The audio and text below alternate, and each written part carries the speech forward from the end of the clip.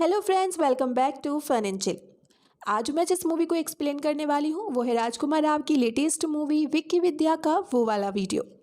Basically इस movie की story में हमें दिखाया गया है कि अगर कोई मैरिड कपल अपनी प्राइवेट वीडियोस बनाता है एंड वो बनाई गई वीडियो अगर कहीं मिस हो जाती है या अगर किसी के हाथ लग जाती है तो क्या क्या कॉन्सिक्वेंसेस हो सकते हैं, उन्हें क्या क्या फेस करना पड़ सकता है, ये हम इस मूवी के ज़रिए समझ सकते हैं। सो फ्रेंड्स, आज की इस मूवी का कॉन्सेप्ट काफ़ी यूनिक है and I hope you will enjoy it. So without wasting any time, चलिए आज के इस इंटरेस्टिंग वीडियो को स्टार्ट करते हैं। सो मूवी की स्टार्टिंग होती है 1997 के उत्तराखंड के ऋषिकेश से, जहां पर विक्की यानी कि राजकुमार राव उसे दिखाया जाता है ट्रेन की पटरी पर सुसाइड करते हुए, और इसी के साथ ये मूवी फ्लैशबैक में चली जाती है। हम देखते हैं राजकुमार राव यानी कि विक्की को, जो कि उत्तराखंड के ऋषिकेश में रहता है। यहाँ पे ये दिखाया जाता है कि जो विक्की है वो ऋषिकेश में काफ़ी फेमस है, क्योंकि विक्की से अच्छी मेहंदी और कोई भी नहीं लगाता है। यहाँ तक कि गली मोहल्लों में जब भी कोई शादी होती है तो वहाँ पर सभी को मेहंदी लगाने के लिए सिर्फ विक्की जाता है। अब विक्की जिस घर में रहता है उस घर में उसके साथ रहते हैं उसके दादाजी, उसकी बड़ी बहन चंदा, उसका एक छोटा सा भतीजा गोपाल और एक नौकरानी रहती है जिसका भी नाम चंदा ही होता है। अब विक्की जिस मोहल्ले में रहता है उसी मोहल्ले के अंदर एक और घर होता है एंड वो घर है विद्या यानी कि तृप्ति टीमरी का। अब विक्की को विद्या के घर बुलाया जाता है ताकि वो सबको मेहंदी लगा सके। अब जैसे ही विक्की विद्या के घर पहुंचता है तो उसे ये पता लगता है कि असल में आज के दिन विद्या की सगाई हो रही है, और ऐसा इसीलिए हो रहा है क्योंकि जो विद्या के फादर हैं उन्होंने बहुत ही जल्दी उसकी सगाई फिक्स कर दी है। इसी के साथ हमें ये भी पता चलता है कि विक्की और विद्या आपस में एक दूसरे से प्यार करते हैं और वो एक दूसरे से शादी भी करना चाहते हैं। इसके लिए विक्की विद्या से अकेले में पूछता है कि आखिरकार वो सगाई के लिए कैसे राजी हो गई, लेकिन इसी का जवाब देते हुए विद्या उसे ये बताती है कि उसके पिता ने सगाई बहुत जल्दबाजी में रखी थी, पर वो ये सगाई नहीं करना चाहती। वो विक्की से कहती है कि वो इस सगाई को तुड़वाने में उसकी हेल्प करे। अब इसके लिए विक्की विद्या को एक आइडिया देता है, जिसके बाद जब शाम को सगाई स्टार्ट होती है तब हम ये देखते हैं कि जो विद्या से सगाई करने आया है वो एक्चुअल में एक्टर मनजोत सिंह होते हैं, जिन्हें आप सभी ने student of the year movie के अंदर डिम्पी के रोल में देखा था। बट यहाँ पर जैसे ही ये विद्या से सगाई करने आता है वैसे ही विद्या उसे अपना हाथ दिखाती है, जहाँ पर उसके हाथ की मेहंदी में विक्की का नाम लिखा होता है। फिर वो उसे भड़काते हुए कई बातें बोलती है एंड फाइनली वो ये समझ जाता है कि वो विक्की से प्यार करती है। हालांकि सिर्फ ये नहीं बल्कि इसके साथ ही यहाँ पर विक्की भी आता है, वो भी प्लान के हिसाब से।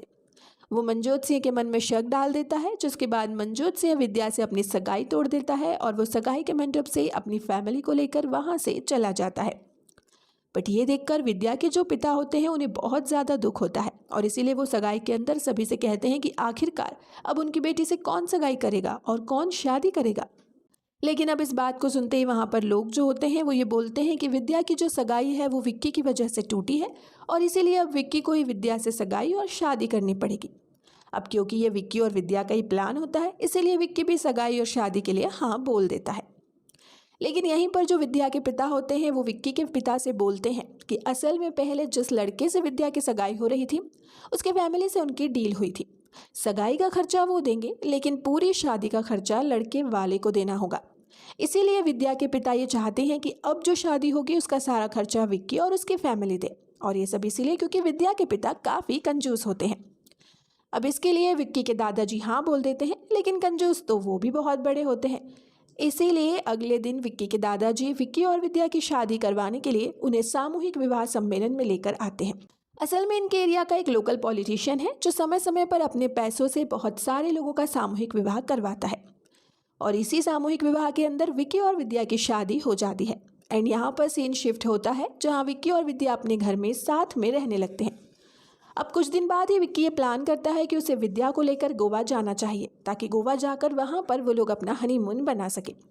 लेकिन विक्की के इन लॉज उनके लिए वैष्णो देवी की टिकट बुक करते हैं और उन्हें देते हुए कहते हैं कि ये उनके यहाँ की परंपरा है कि शादी के बाद दुल्हा दुल्हन वैष्णो देवी के दर्शन के लिए जाते हैं।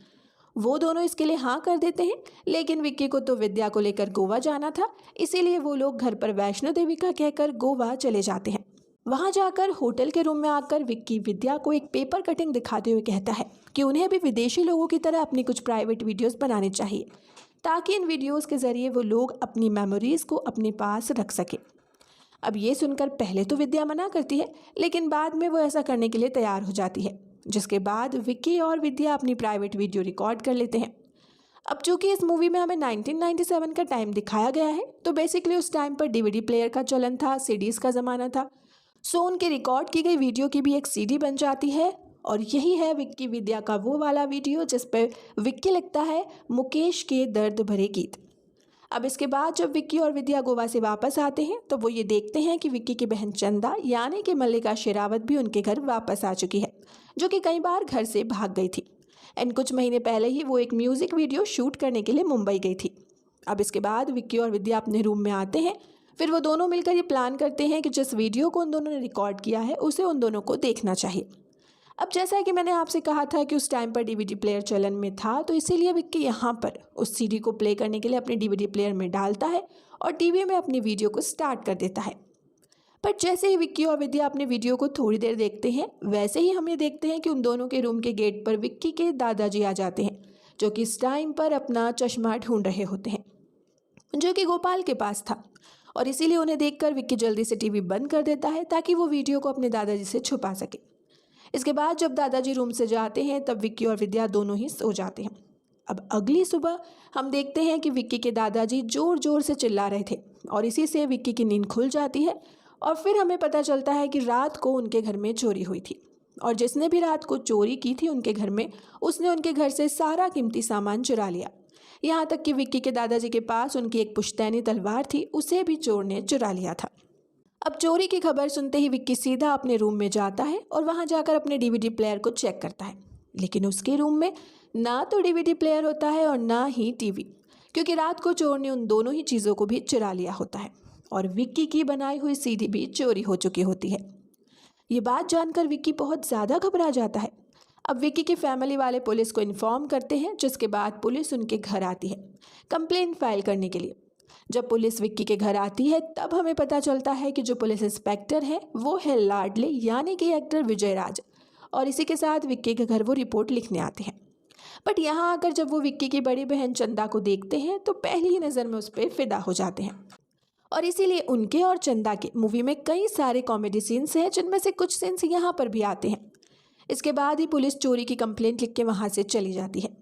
अब विक्की को किसी भी हाल में अपनी सीडी वापस चाहिए होती है। वो उसे बहुत ढूंढता है और फिर उसे एक पुलिस वाला चोर बाजार में ढूंढने के लिए कहता है। इसीलिए वो अपने मोहल्ले के चोर बाजार में जाता है, क्योंकि अक्सर कोई भी चोर जब चोरी करता है तो वो अपना माल चोर बाजार में ही बेचता है।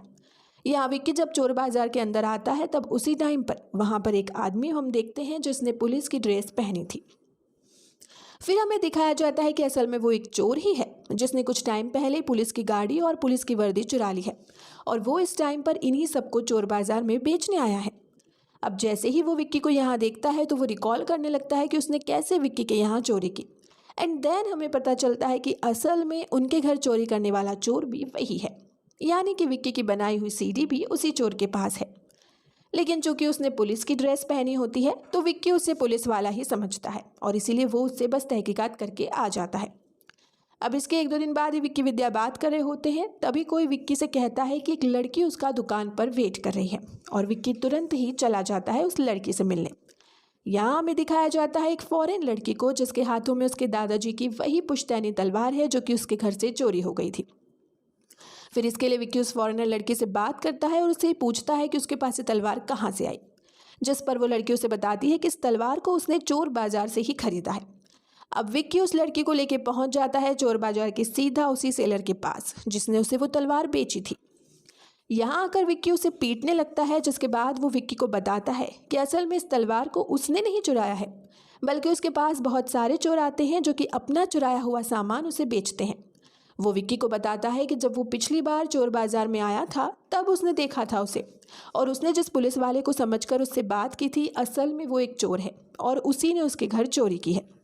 अब यहाँ से विक्की को ये पता चल जाता है कि उसके घर में किसने चोरी की थी, और इसके लिए विक्की उससे पूछता है कि आखिरकार चोर कहाँ मिलेगा।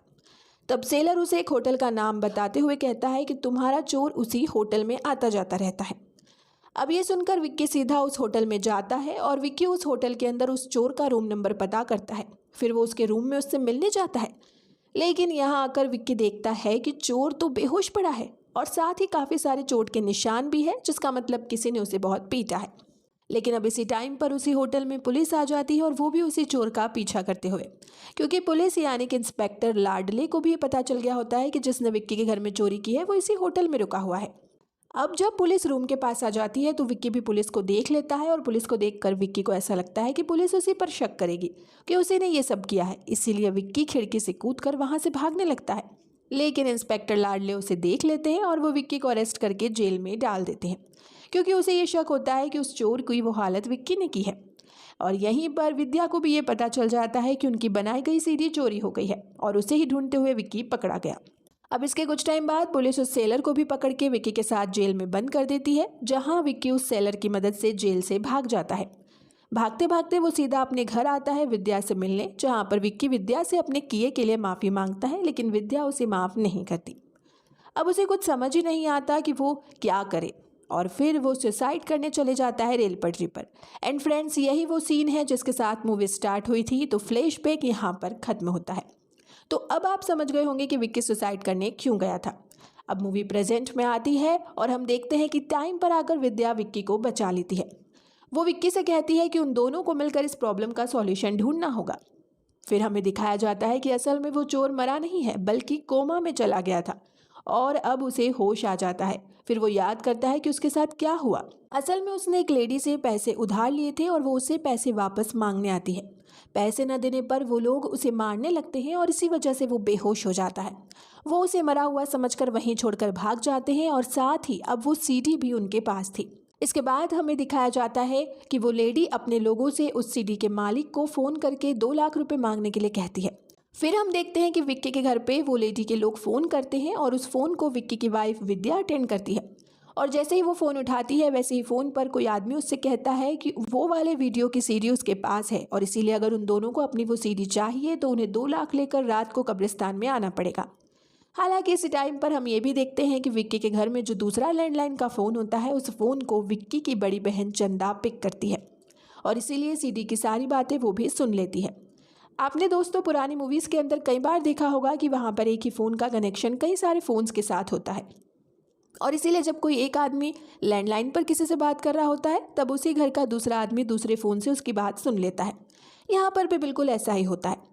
लेकिन जैसे ही चंदा सीडी वाली बात को सुनती है वैसे ही उसे ऐसा लगता है कि शायद से किसी ने उसे ब्लैकमेल किया है, क्योंकि होना हो जब वो म्यूजिक वीडियोस को शूट करने के लिए मुंबई गई थी तब शायद से किसी ने उसका वीडियो बना लिया होगा और अब शायद से वही आदमी उसे भी ब्लैकमेल कर रहा है। अब इसके बाद हमें रात का सीन दिखाते हैं जहां विद्या विक्की को सारी बातें बताती है। इसके बाद चंदा को दिखाया जाता है इंस्पेक्टर लाडले से वो इस बारे में बात करती है और उससे 2 लाख रुपए मांगती है। जिसके बाद हम ये देखते हैं कि विक्की और विद्या एक तरफ एंड चंदा और लाडले एक तरफ। फिर वो सभी रात को कब्रिस्तान जाते हैं ताकि उन्हें वहाँ पर वो सीडी मिल सके। एंड यहीं पर ही दोस्तों विक्की और विद्या सीधा उसी लेडी से मिलते हैं जिस लेडी के पास उनकी सीडी होती है। लेकिन जिस टाइम पर इन सब की बातचीत चल रही होती है उसी टाइम पर हम ये देखते हैं कि इसे कब्रिस्तान के अंदर एक चुड़ैल आ जाती है। ये चुड़ैल बिल्कुल वैसी ही होती है जैसे स्त्री मूवी के अंदर स्त्री थी। वो सबको डराने लगती है, जिसके बाद सब डर के वहाँ से भाग जाते हैं। लेकिन वहाँ निकलने से पहले विक्की के हाथ में उसकी वही सीडी आ जाती है, जिसके बाद विक्की और विद्या वो सीडी लेके अपने घर आते हैं।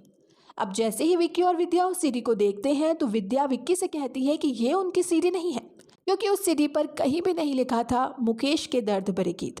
इसीलिए वो ये समझ जाते हैं कि ये उनकी सीडी नहीं है और इसीलिए वो उसे चेक करने के लिए प्ले करते हैं। एंड फ्रेंड्स, यहाँ पर आता है मूवी में एक और ट्विस्ट। असल में सीडी प्ले करने के बाद उन्हें पता चलता है कि ये वीडियो तो उनका है, बट ये वो नहीं है जो उन्होंने बनाया था। इसके बजाय ये वो वीडियो होती है जो उनकी सुहाग रात पर बनी थी। और ये देखकर विद्या विक्की पर गुस्सा होती है, लेकिन विक्की उससे ये कहता है कि वीडियो उसने नहीं बनाया, बट उसे ये पता है कि ये वीडियो किसने बनाई है। अब इसी टाइम पर लाडले और चंदा को दिखाया जाता है जो इस चोर और उस लेडी को पकड़े हुए थे। यहाँ वो चोर लाडले को बताता है कि असल में उसने जो गाड़ी चुराई थी वो पॉलिटिशियन के साले परदेसी की थी और उस कार में काफ़ी सारी सीडीज भी थी। अब लाडले परदेसी को पकड़ने जाता है और वहीं पर विक्की भी आ जाता है उसे पकड़ने, क्योंकि उसे भी परदेसी पर ही शक था। वो दोनों परदेसी को पीटने लगते हैं और तब परदेसी रिवील करता है कि ये वीडियो उसने नहीं बनाया बल्कि उसके जीजा यानी कि उसी पॉलिटिशियन ने बनवाया है।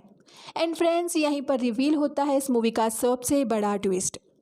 परदेसी उन्हें बताता है कि असल में उसका जीजा यानी कि जो पॉलिटिशियन था वो शहर के अंदर सामूहिक शादियां करवाता है और फिर उन सभी दूल्हा दुल्हन को सुहागरात बनाने के लिए एक रूम भी अलॉट करवाता है। लेकिन इन रूम्स में होते हैं हिडन कैमरास। और फिर जैसे ही ये न्यूली वेड्स कपल अपनी फर्स्ट नाइट मनाने जाते हैं तब उन्हीं सारे हिडन कैमराज से वो सारे कपल्स की रिकॉर्डिंग कर लेता है। फिर परदेसी विक्की और लाडली को ये बताता है कि उसका पॉलिटिशियन जीजा असल में बहुत ही बड़ा ढोंगी है, क्योंकि वो लोगों का भला करने के लिए सामूहिक विवाह रखता तो है और जो भी कपल्स वहाँ पर शादी करते हैं उन सभी को अपने होटल्स के अंदर फर्स्ट नाइट मनाने के लिए देता है। लेकिन असल में उसी के आड़ में वो उनकी वीडियो रिकॉर्डिंग कर लेता है और उन सारी वीडियोज़ को वो दुबई के एक शेख को भेज देता है। हालांकि वो ये भी बताता है कि जिस शेख को वो लोग वीडियोस भेजते हैं उस शेख को उन्होंने आज तक नहीं देखा, सिर्फ उससे फ़ोन पर ही बात हुई है। अब इन सारी बातों को सुनकर विक्की और पुलिस इंस्पेक्टर लाडले ये सोचते हैं कि उन दोनों को पॉलिटिशियन को सबके सामने रंगे हाथों पकड़ना होगा और उसकी करतूत को सबके सामने रखना होगा। अब इसके लिए वो लोग मिलकर एक प्लान बनाते हैं। प्लान के अंदर पुलिस इंस्पेक्टर लाडले यानी कि विजयराज बन जाते हैं वो शेख और शेख बनकर वो पॉलिटिशियन से मिलने आते हैं। इधर विक्की को भी ये पता लगता है कि जो पॉलिटिशियन की बेटी है वो किसी लड़के से प्यार करती है और इसीलिए जब अगला सामूहिक विवाह होता है तब विक्की उसे सामूहिक विवाह के अंदर पॉलिटिशियन की बेटी की भी शादी करवा देता है। अब सारे कपल्स के साथ वो उसकी बेटी को भी होटल रूम के अंदर भेज देता है और फिर कुछ टाइम बाद पॉलिटिशियन को इस बात की खबर पहुंचा देता है। वो कहता है कि सामूहिक विवाह के अंदर उसकी बेटी की भी शादी हुई है और वो भी सारे कपल्स के साथ होटल रूम्स में गई है। अब पॉलिटिशियन जैसे ही ये बात सुनता है कि उसकी बेटी भी होटल रूम के अंदर गई है वैसे ही वो बहुत ज़्यादा डर जाता है और इसीलिए वो सारे रूम्स में जा जाकर अपनी बेटी को ढूंढने लगता है। लेकिन अब क्योंकि होटल रूम के अंदर बहुत सारे कमरे होते हैं और उसे ये पता ही नहीं होता है कि उसकी बेटी कौन से रूम में है, इसीलिए वो अपनी बेटी को ढूंढ नहीं पाता और फिर इसके लिए वो ये डिसाइड करता है कि जिस हार्ड डिस्क के अंदर वो सारी वीडियोज़ बनकर रिकॉर्ड हुई होंगी वो उसी हार्ड डिस्क को ही तोड़ देगा ताकि कोई भी वीडियो बाहर ही ना आ पाए, क्योंकि इसी तरह से वो अपनी बेटी की वीडियो को शेख के हाथों जाने से बचा सकता था। लेकिन जब वो पॉलिटिशियन हार्ड डिस्क को तोड़ने जाता है तब वो ये देखता है कि वो हार्ड डिस्क पहले से ही शेख के हाथ में है, यानी कि शेख बने हुए विजयराज के हाथ में। लेकिन जब वो पॉलिटिशियन विजयराज से यानी कि नकली शेख से हार्ड डिस्क मांगता है तब वो उसे हार्ड डिस्क देने से मना कर देता है। वो हार्ड डिस्क को उठाकर ले आता है। इसी के साथ पॉलिटिशियन उसका पीछा करने के लिए जाता है। वो विक्की से भी उसका पीछा करने के लिए कहता है। चूँकि ये उनका ही प्लान होता है तो विक्की उसका पीछा करता है और इस तरह पॉलिटिशियन भी उनका पीछा करता है एंड इस तरह से वो प्लान के मुताबिक उस पॉलिटिशियन को सबके सामने ले आते हैं, जहाँ वो पॉलिटिशियन विक्की से कहता है कि वो हार्ड डिस्क को छीन ले और उसे तोड़ दे। लेकिन विक्की वो हार्ड डिस्क लेता है और वो बाहर सभी लोगों से कहता है कि उन लोगों को ये देखना चाहिए कि इस हार्ड डिस्क के अंदर ऐसा क्या है, क्योंकि आखिरकार इसके अंदर जो भी है शेख इसे लेकर भाग रहा था और पॉलिटिशियन इसे तोड़वाना चाहता है। अब विक्की की बात को सुनकर सभी लोग एग्री करते हैं, जिसके बाद ये विक्की सबके सामने हार्ड डिस्क को प्ले करता है। अब हार्ड डिस्क के अंदर जो वीडियो प्ले होती है वो किसी और की नहीं बल्कि पॉलिटिशियन की बेटी की होती है। लेकिन वीडियो के अंदर पॉलिटिशियन की जो बेटी होती है वो कहती है, डरिए मत पापा, आपकी बेटी आपसे बच गई। और ये सुनकर वो पॉलिटिशियन चौंक जाता है। असल में इन सब के बारे में विक्की ने पहले ही उस पॉलिटिशियन के परिवार वालों को सब बता दिया था। अब ऐसा करके विक्की पॉलिटिशियन की सच्चाई को सबके सामने रख देता है। लेकिन पॉलिटिशियन की सच्चाई को जानकर ना सिर्फ उसकी बेटी बल्कि उसकी बहन, उसकी बीवी और यहाँ तक कि उसकी माँ भी उससे नफरत करती है। और शहर के जो सारे लोग होते हैं वो भी पॉलिटिशियन के ऊपर बहुत ज़्यादा गुस्सा होते हैं। जिसके बाद पॉलिटिशियन को भी अपनी गलती का एहसास होता है और वो ये समझ जाता है कि जिन लड़कियों की उसने आज से पहले वीडियो बनाई थी वो सारी लड़कियां भी किसी की बहन या किसी की बेटी थी। लेकिन फिर इसके बाद पुलिस पॉलिटिशियन को अरेस्ट करके ले जाती है। इन सारी चीज़ें बिल्कुल ठीक हो जाती है। फिर अगले दिन विक्की और विद्या अपने घर में डिस्कस करते हैं कि आखिरकार अभी तक उन्हें अपनी वो सीडी तो मिली ही नहीं। लेकिन फिर इसके बाद ही हम ये देखते हैं कि उनकी बनाई हुई सीडी उनके बेड के नीचे गिरी हुई थी, जिसका मतलब है कि वो सीडी उनके घर में ही थी। हालांकि फिर यहीं पर ही फ्लैशबैक आता है और हमें ये दिखाया जाता है कि आखिरकार वो सीडी उस बेड के नीचे कैसे आई। फ्लैशबैक के अंदर हमें देखते हैं कि जिस रात को जो डीवीडी प्लेयर को चोरी करने आया था उसी रात को जब उसने डीवीडी प्लेयर उठाया वो 2 कदम आगे बढ़ा, तभी वो डीवीडी प्लेयर को लेकर कमरे में गिर गया था, जिस वजह से डीवीडी प्लेयर से सीडी बाहर निकल गई और वो गोल गोल घूमते हुए बेड के नीचे गई, जिसके बाद चोर डीवीडी प्लेयर लेकर बाहर भाग गया। अब प्रेजेंट में हम देखते हैं कि वो सीडी गोपाल लेके भागता है और विक्की विद्या उसे लेने के लिए उसके पीछे भागते हैं। मगर इस भागम भाग में वो सीडी माता की मूर्ति के चरणों में गिर जाती है, जो कि है एक लॉरी में, जिसमें आगे बैठी है उनकी नौकरानी चंदा और वो ये घर छोड़कर जा रही है। अब जैसे ही लॉरी चलने लगती है तो विक्की और विद्या भी भागते हुए उसका पीछा करते हैं। फिर हम देखते हैं कि उस लॉरी के पीछे लिखा होता है फिर मिलेंगे। एंड फ्रेंड्स, इस सीन के साथ ही ये मूवी यहीं पर एंड हो जाती है। सो आई होप कि आज का हमारा ये एक्सप्लेनेशन आपको पसंद आया हो। वीडियो पसंद आए तो इसे लाइक और शेयर करें, साथ ही चैनल को सब्सक्राइब करना ना भूलें। मिलते हैं आपसे एक और इंटरेस्टिंग वीडियो के साथ। Till then, good bye.